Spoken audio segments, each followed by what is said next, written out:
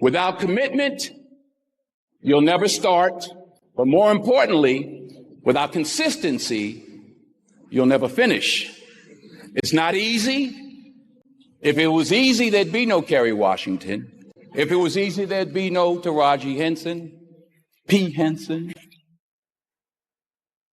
If it were easy, there'd be no Octavia Spencer. But not only that, if it were easy, there'd be no Viola Davis. If it were easy, there'd be no Michael T. Williamson, no Stephen McKinley Henderson, no Russell Hornsby. If it were easy, there'd be no Denzel Washington. So keep working, keep striving, never give up, fall down 7 times, get up 8. Ease is a greater threat to progress than hardship. Ease is a greater threat to progress than hardship. So keep moving, keep growing, keep learning. See you at work. We tend to base our self-esteem on what other people think.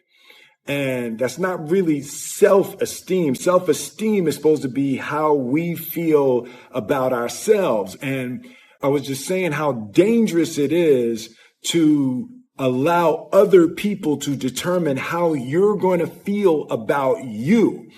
And it's kind of like looking into a broken mirror. You're going to look in a broken mirror and then change your face to try to look good in this defiled, busted, broken mirror. And it just, other people's opinions is a really shitty way to determine how we feel about ourselves. You'll never see a U-Haul behind a hearse. I'll say it again. You'll never see a U-Haul behind a hearse. Now, I've been blessed to make hundreds of millions of dollars in my life. I can't take it with me, and neither can you. So it's not how much you have. It's what you do with what you have. And we all have different gifts. Some money, some love, some patience, some the ability to touch people. But we all have it. Use it. Share it. That's what counts. Not what you're driving, not what you're flying in, not what kind of house you bought your mama. Dreams without goals are just dreams. And they ultimately fuel disappointment. Goals on the road to achievement cannot be achieved without discipline and consistency.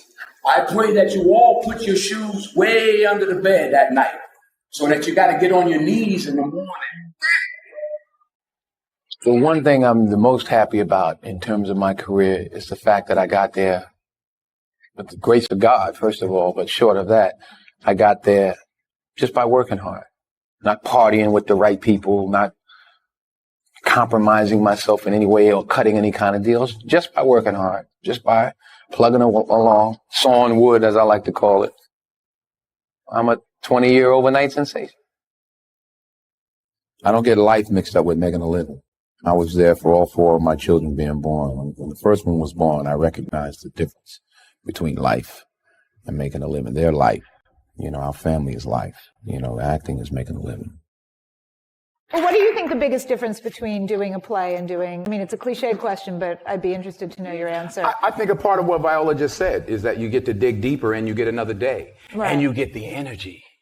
You do a movie and it's 200 people that are used to it and they don't care and everybody's doing their job and it comes in a theater somewhere and you're picking your nose at home somewhere, clipping your nails. There's no energy. Right. When I was on Broadway 5 years ago with Julius Caesar, I made a decision to sign autographs every night. I don't know what I did. Yeah, it ain't happening this time, no. Only as I rub my knees, only because my knees are bad, it's hard for me to stand. But. And why did you decide to do that? Well, I wanted to say thank you. It was my way of saying thank you. And the first night, it was like 5,000 people out there. I said, okay, wait a minute. Everybody who has playbills from our show. So, yeah, because it was like people were just wandering up the block. I was like, wait a minute. I forgot. I'm on, 42nd Street, Times Square. I was like, wait a minute. But honestly, you were signing for weeks. The energy